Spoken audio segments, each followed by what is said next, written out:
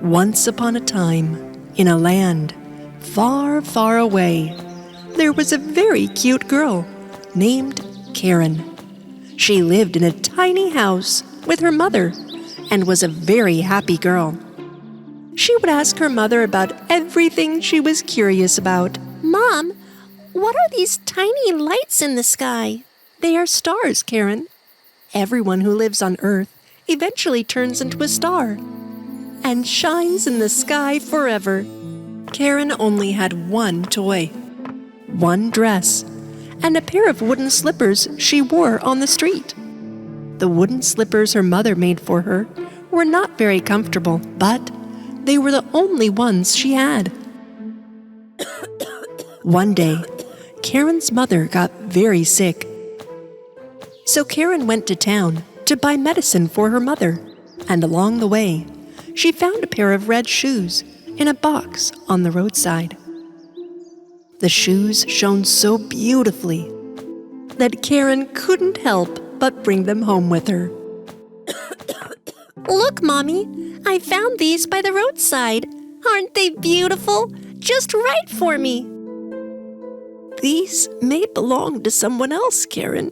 You should immediately take them back. But if they had an owner, she wouldn't have left them there with the box. Maybe the owner dropped it accidentally. Then they shouldn't have dropped it. I found them. They belong to me now. They're mine. Baby, listen to me carefully. I may not be able to buy you new shoes right now, but I don't want you to wear someone else's shoes just because of that. Please, don't be stubborn. Promise you won't wear these red shoes. Karen sadly promised her mother not to wear red shoes and hid them under her bed. Months passed by until one day Karen came home and couldn't find her mother in the house. She looked all over until she realized that her mother had become a bright star.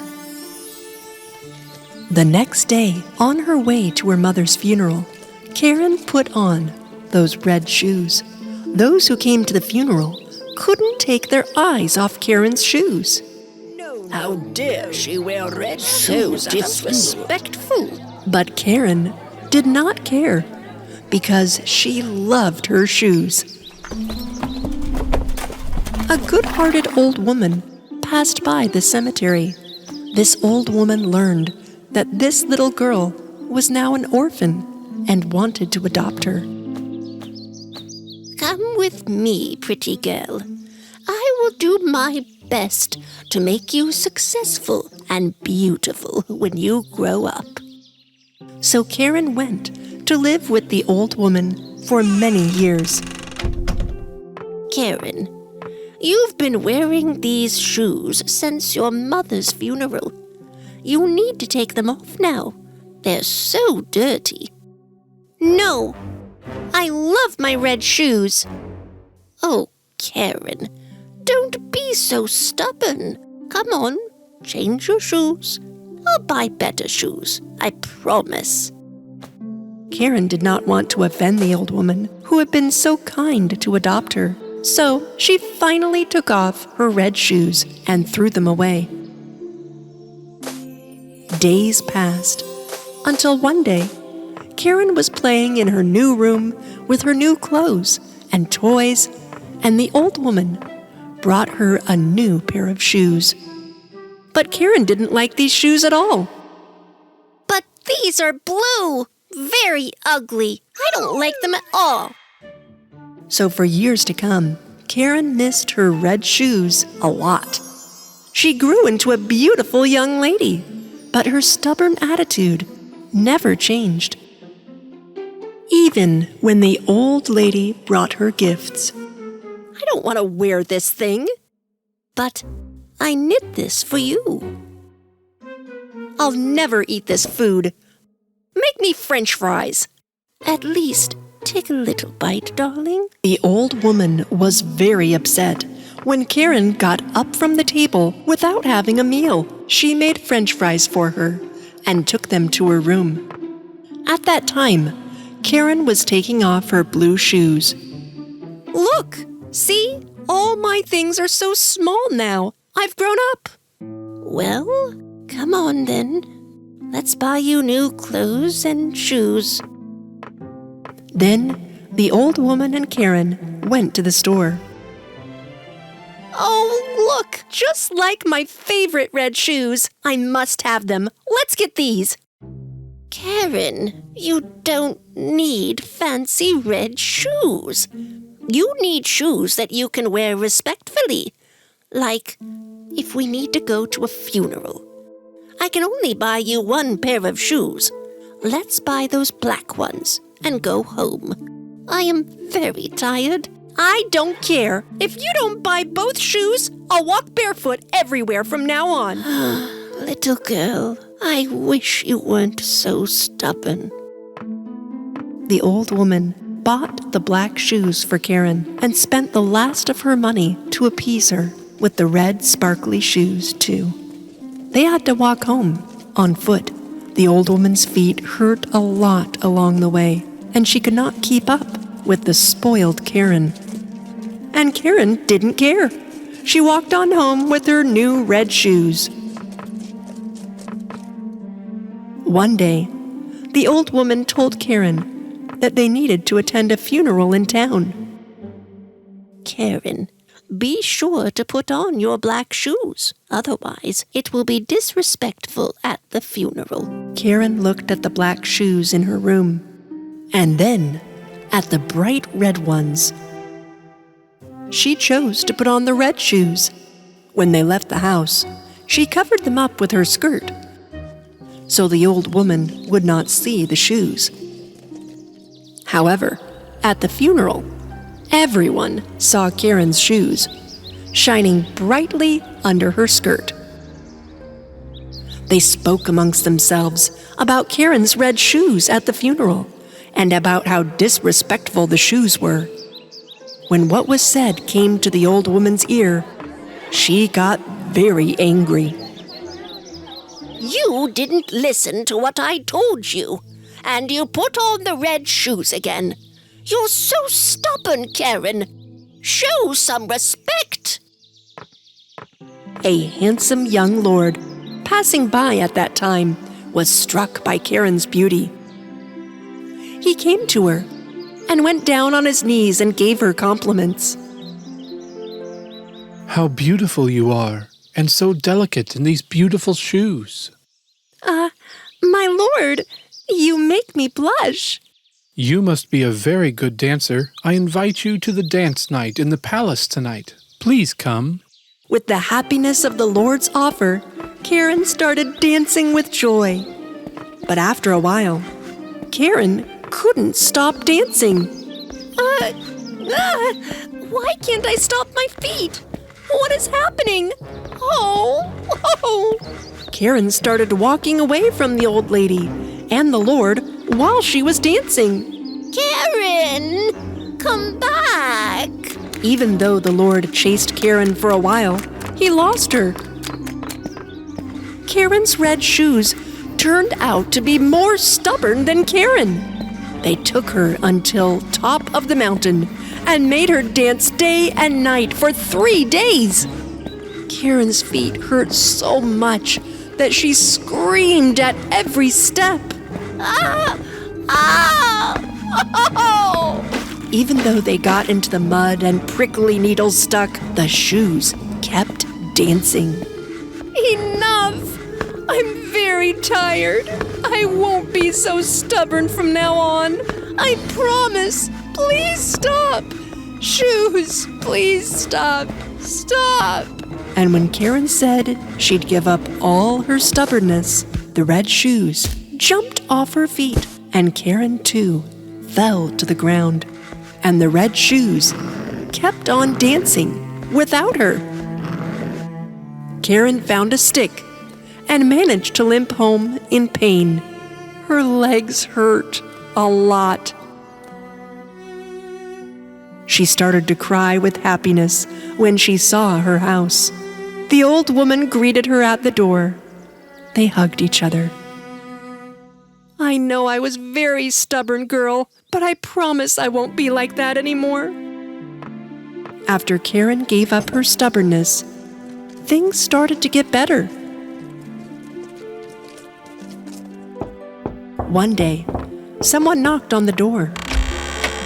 It was the young and handsome Lord. Well, there you are, Karen. I tried to keep up, but you danced so fast. How did you do that? Karen was glad to see the handsome and young Lord. That was the day the Lord and Karen's love began, leaving stubbornness behind. Karen lived a happy and peaceful life. With her golden hair, always smiling face, Pollyanna was a 10-year-old little girl spreading joy around her. But she had lost her parents when she was really young and was left all alone. For some time, she stayed in the orphanage. After some time had passed, her wealthy aunt accepted to look after her. Her aunt, Miss Polly, prepared the small attic for Pollyanna. The housemaid Nancy was really happy about this. Hopefully our little guest will be successful in cheering up grumpy Miss Polly. When arrived at home, Pollyanna was crying with happiness. She hugged her auntie around her neck, but her auntie was somewhat serious. She took Pollyanna and showed her to her room. Pollyanna was stunned when she saw the size and the wealth of this house. Her auntie showed her room in the attic. This is your room, and dinner starts at 6 p.m. Don't forget. Pollyanna liked her room very much. Having seen all the other rooms in the house, Pollyanna did not bother to think once as to why her auntie gave her the room in the attic. Right at 6 o'clock, Miss Polly sat at the dinner table, but Pollyanna had not arrived yet. Where is this girl? Would you like me to go and call her, Miss Polly? No. After dinner, Miss Polly went over to her room and noticed the room was empty. She immediately went over to the garden to tell the gardener that she was missing. The gardener, on the other hand, pointed over to a rock on the hill. She was over there. In a rush, Nancy ran over to Pollyanna, and together they made their way to the villa. Didn't matter what the situation was, Pollyanna always managed to keep a positive attitude about everything. This left Nancy amazed. She asked Pollyanna what the secret to this was. The glad game. My father taught me this. When I was young, a very helpful lady once sent us crutches. When I asked as to why, she said, so that as long as they were in our sight, we would be able to appreciate the fact that we didn't need to use them and be glad. It is because of that day that whenever me and Daddy feel like we're in doubt, we think of that day and we find a reason to be glad. Further into the evening, Pollyanna was in her room on her bed, crying hysterically. Father, my father who lives amongst the angels. I'm trying to play our game, you know that. But if you were stuck in an attic, in the dark, sitting all by yourself, you too would find it hard to be glad. The following day, Pollyanna went downstairs to the garden and hugged her auntie. Auntie! Beloved Auntie! This morning I am so grateful to be alive. Is that how we say good morning? After having said this, Aunt Polly turned around and left.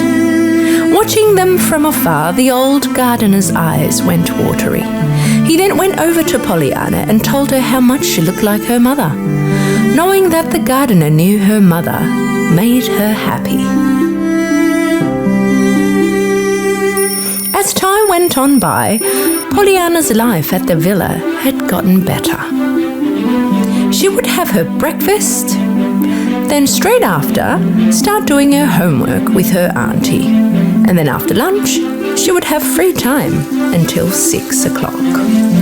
She would even do some of the grocery shopping for the house. One day, in the town, she saw a man wearing a long black coat with a cylinder-shaped hat.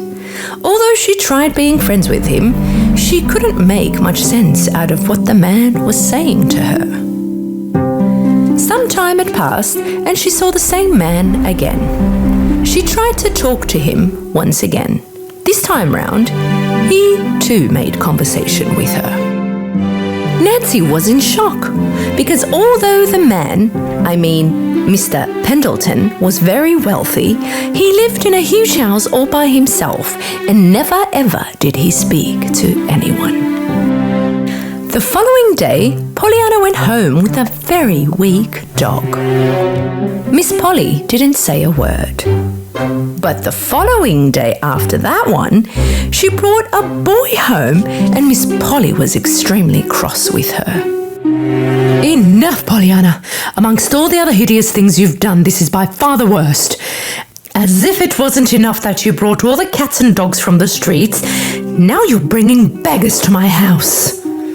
I'm not a beggar, madam. After having said that, the boy rushed out of the house, but Pollyanna was determined to save this kid from the streets. In September, Pollyanna started school. It didn't take long for Pollyanna to like her school. One day, during a visit, Mr. Pendleton asked Pollyanna not to leave and if she could stay with him. Of course, it was impossible for Pollyanna to give an answer. Mr. Pendleton explained everything to Pollyanna. Back when I was young, I fell in love with your mom. I loved her dearly. But your mom never loved me back. Then soon later, she married your father, and they moved away from the city. Ever since that day, Mr. Pendleton always seemed to be upset towards the world around him. He would always have a long face. But having Pollyanna look like her mother with her sincere looks made it possible for him to look at the world in a more positive manner. This way, by having Pollyanna next to him all the time, he would have a reason to live. Move next to me, and together we will be happy. You can see me as a father, and I'll see you like a daughter. But although her auntie didn't show it, she knew she loved her very much. And she didn't want to leave her auntie. She didn't know how to tell this to Mr. Pendleton. At last, she found a solution. She wanted Mr. Pendleton to take Jimmy in, the kid her aunt refused to look after, and thought this way both Mr. Pendleton and Jimmy would be happy, and Pollyanna could visit them both more often. Mr. Pendleton asked for them to come together the following week. But after a few days, a very unfortunate accident happened. A car hit Pollyanna. After opening her eyes a day later in the hospital, Pollyanna was very happy to be alive. She didn't want her auntie to leave her side. She was living the happy moment of her auntie calling her my darling.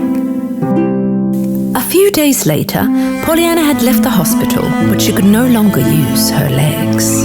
When Mr. Pendleton visited Pollyanna, he told Miss Polly about his offer to Pollyanna and how she rejected the offer due to her auntie. After hearing this story, Miss Polly's love suddenly grew much bigger for her. Just so that her niece would be happy, she would allow the cats and dogs to go up to her room. She would allow anything that made Pollyanna happy. The doctor that they had been waiting for from the city came 1 week late. After Pollyanna's checkup, the doctor had to give the bad news. Unfortunately, this young girl will not be able to walk. Oh no! After hearing this, Miss Polly began to cry and soon after fainted. After hearing her auntie's voice, Pollyanna began to cry hysterically. Right then, everyone was waiting for bitter, sad days. Everyone was shedding away their tears for her. Pollyanna began to tell everyone that visited her about the glad game. In order to make Pollyanna happy, Mr. Pendleton decided to adopt Jimmy. When Pollyanna heard the good news, she was so happy. Miss Polly couldn't believe that she was the only one that didn't know the glad game. Once she began talking to Nancy, she found out about everything. She then quickly rushed over to Pollyanna. So, the glad game. From now on, we will play this game together. Yay! This is by far the best news, Aunt Polly! Meanwhile, Mr. Pendleton's doctor wanted to see Pollyanna, but there was one problem. Due to an argument they had many years ago with Miss Polly, he hadn't stepped a foot into that house for 15 years. In the end, both ends had come to an agreement and they took her to a hospital out of the city. Mr. Pendleton's doctor looked after Pollyanna and said that there is hope. A few months had passed. Auntie Polly received a letter from Pollyanna. Dearest Aunt Polly, I have great news. My therapy has ended with great results. At last, I can walk. The doctors here say that I can return home soon. Wish I could walk the way back. Oh, how happy I am. Everything makes me happy. In fact, I'm even happy that I couldn't use my legs for some time. Because if it didn't happen, I would never appreciate them as much as I do now.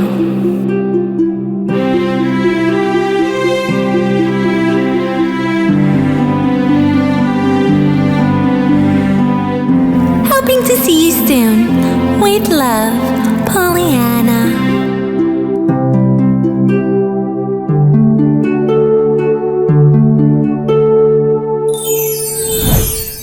One eye, two eyes, and three eyes. In a land far, far away, there was an old woman who lived with her three daughters. The eldest daughter was one-eyed. The middle daughter had three eyes, and the youngest daughter had two eyes.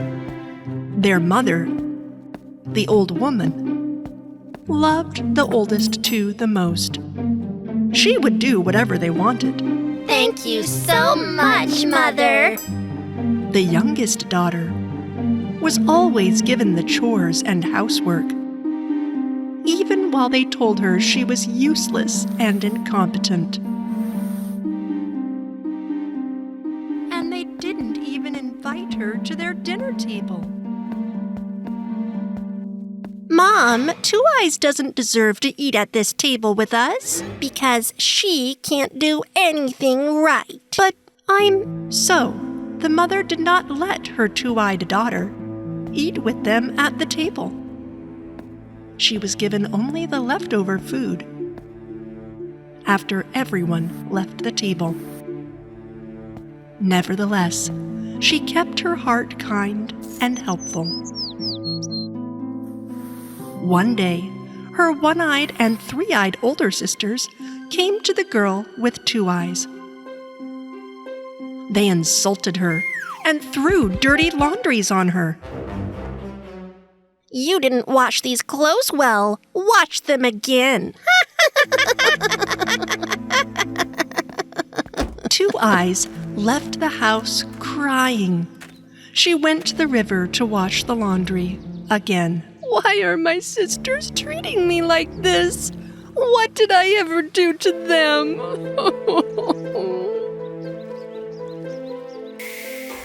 While the two-eyed girl was weeping, a fairy appeared before her.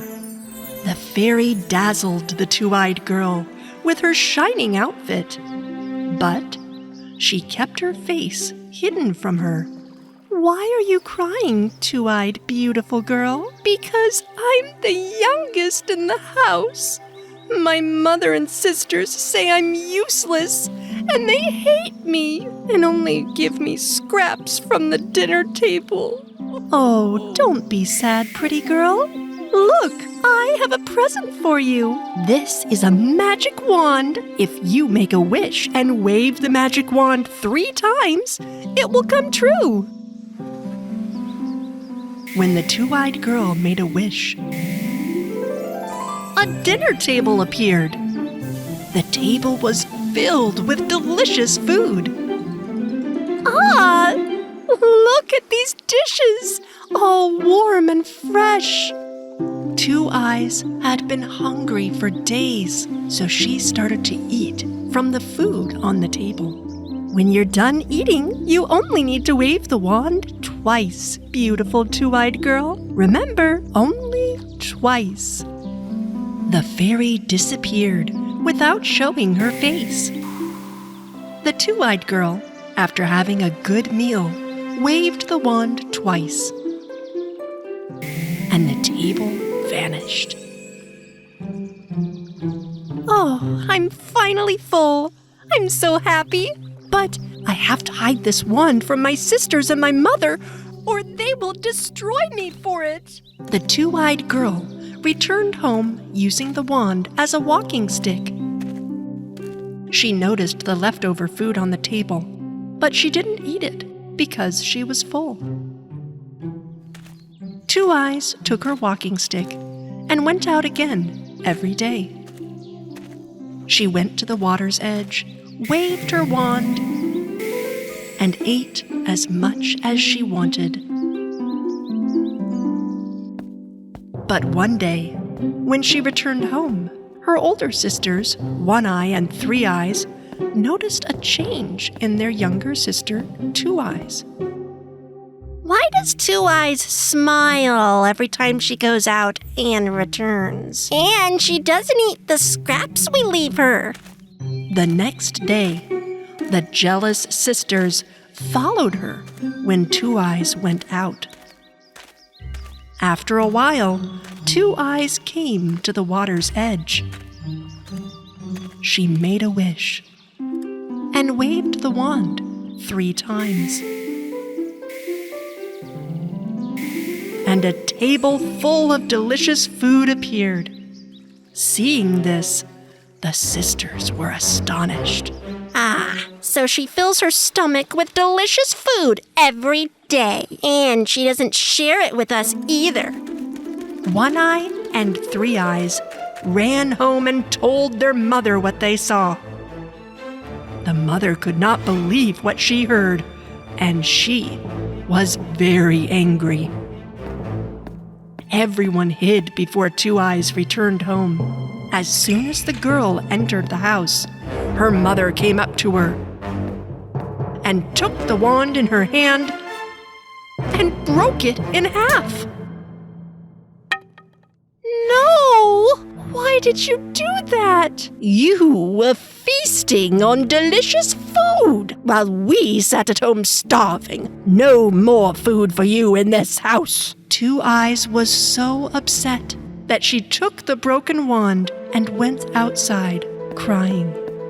At that moment, the mysterious good fairy appeared before her again. Don't cry, two-eyed beautiful girl. Take the pieces of the stick and bury them under the moonlight. You will smile again. The mysterious fairy disappeared before the Two Eyes could see her face.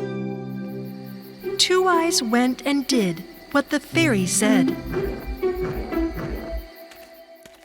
The next day, a tree with silver leaves and golden fruit grew where she had buried the pieces of the stick.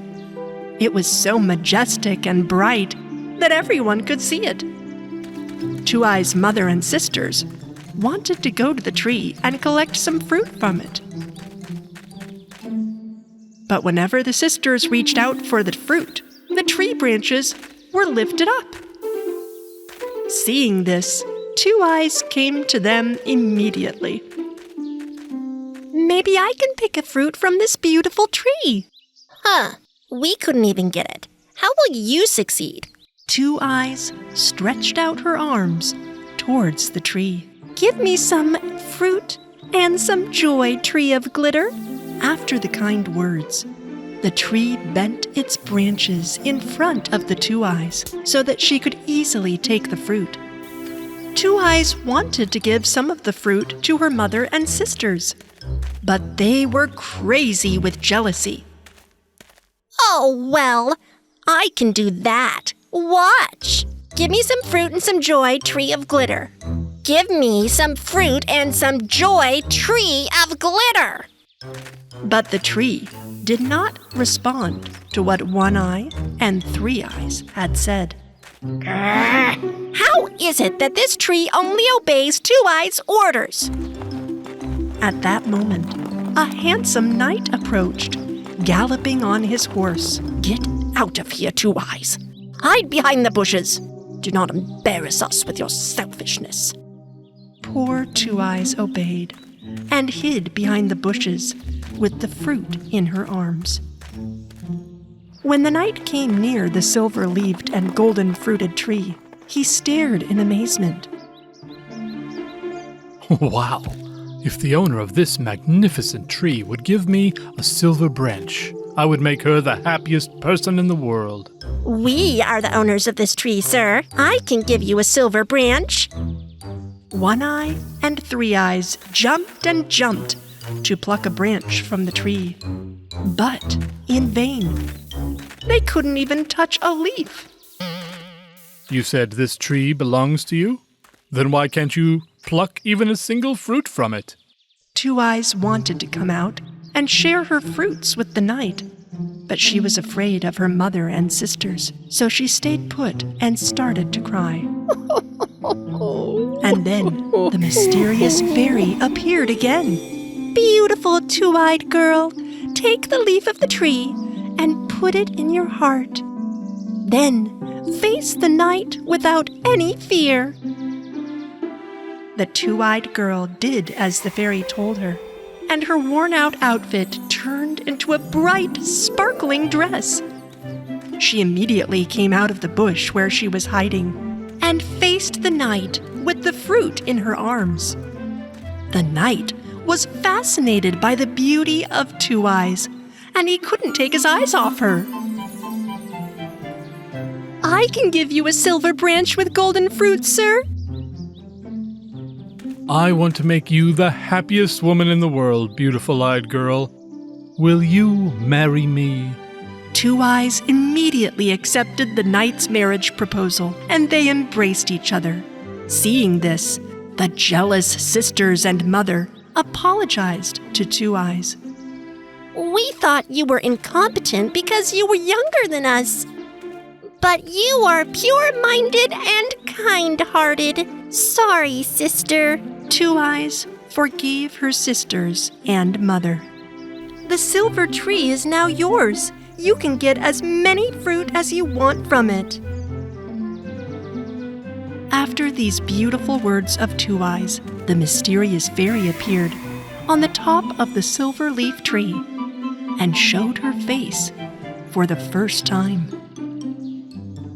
Two Eyes was very surprised to see that the fairy had 3 eyes and realized that people only need a good heart to do good, no matter how different they look.